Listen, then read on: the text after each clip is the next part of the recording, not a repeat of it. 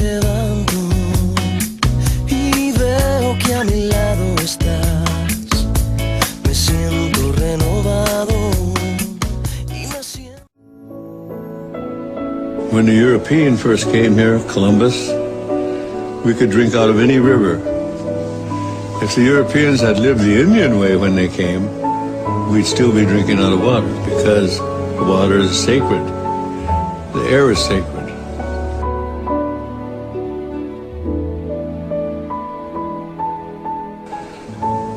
Our DNA is made of the same DNA as the tree. The tree breathes what we exhale. When the tree exhales, we need what the tree exhales. So we have a common destiny with the tree.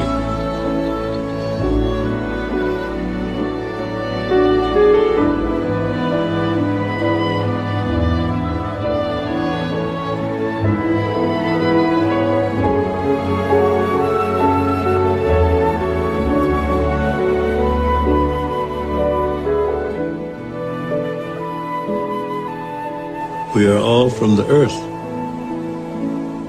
And when the earth, the water, the atmosphere is corrupted, then it will create its own reaction.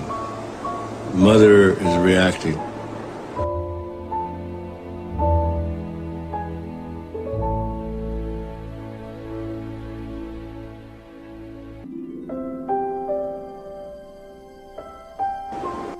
And the world has become, quote, a market. And it's this market that we have to deal with. And it's this idea of boundless and endless resources. And when you say resources, you're talking about our relatives. You're talking about our family. Fish are our family. It's not a resource, it's family. It requires all the respect.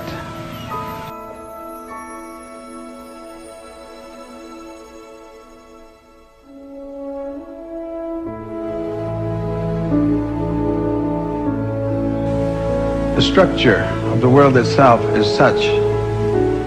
It functions on natural law, and the natural law is a powerful regenerative process. There's a process of regeneration that continues and grows and is endless. It's absolutely endless if everyone agrees to the law and follows the law. But if you challenge the law, and you think you're going to change the law, then you're bound to failure. And in that failure will be a lot of pain, because the natural law has no mercy. It is only the law. The earth is all-powerful. It wasn't made here for human beings. He said we're part of it. But we don't have to be here because the earth has its own process.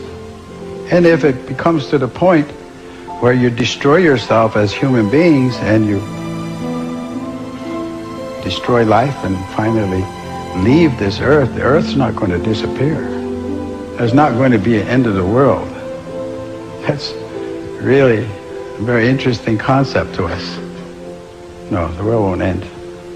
People's life on it will. So it's not the end of the world you're talking about, it's the end of us. And the world, no matter what damage you think you've done to it, will regenerate, will regreen, will redo everything that was here at one time, except there won't be any people. Because it's got all the time in the world.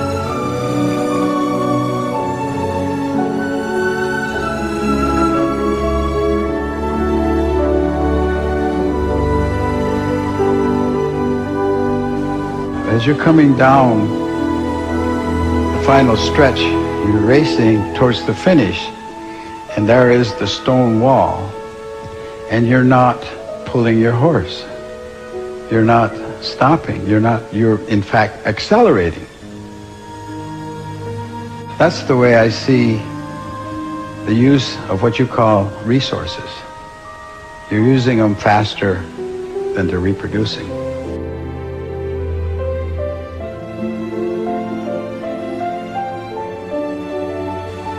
And you're headed towards that disaster, and none of you are pulling your horse.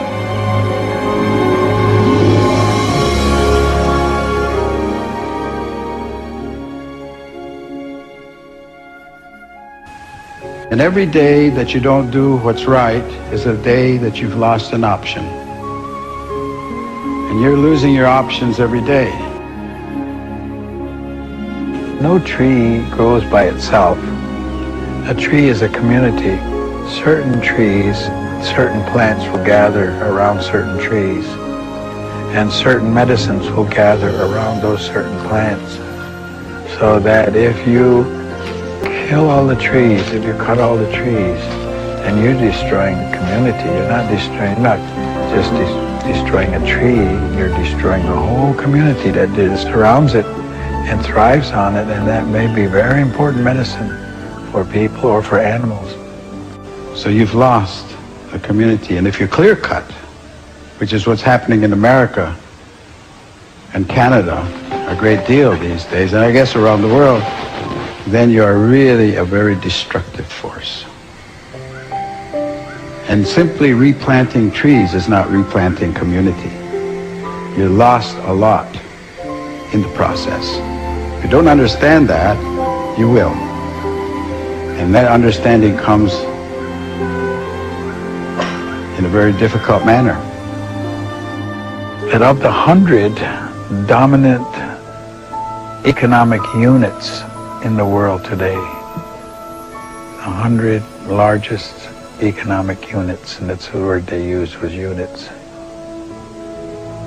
49 are countries and 51 are corporations. Now, you digest that for a second. What does that mean?